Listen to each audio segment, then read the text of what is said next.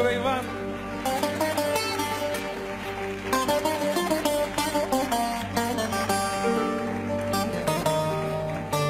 Μπορεί να είναι από την Ουκρανία, αλλά η καρδιά του είναι ελληνική.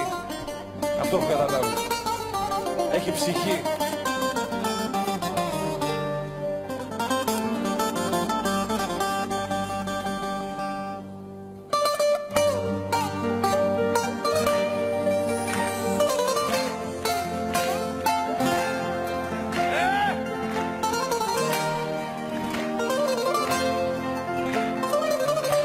Να ζήσουν οι Ουκρανέζικες ζεμπεκές.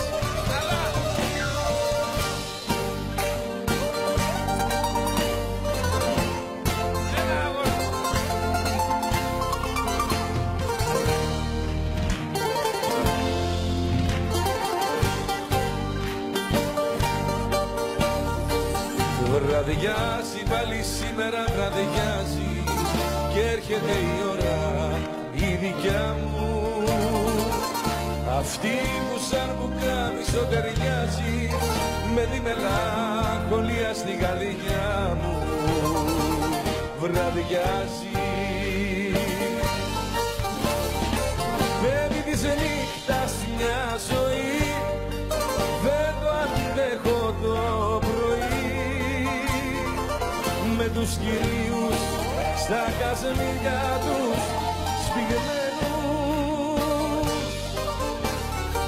Εγώ τη νύχτα μόνο ζω μαζί με εκείνους που αγαπώ, με τους παράνομους και τους αδικημένους.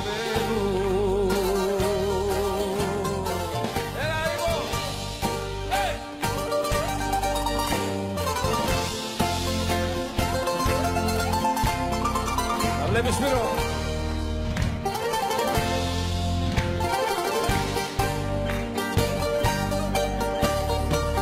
Βραδιάζει πάλι σήμερα, βραδιάζει και τότε το τραγούδι σιγοπιάνω. Σαμάνα το σκοτάδι μ' αγκαλιάζει, μια τέτοια ώρα θέλω να πεθάνω. Βραδιάζει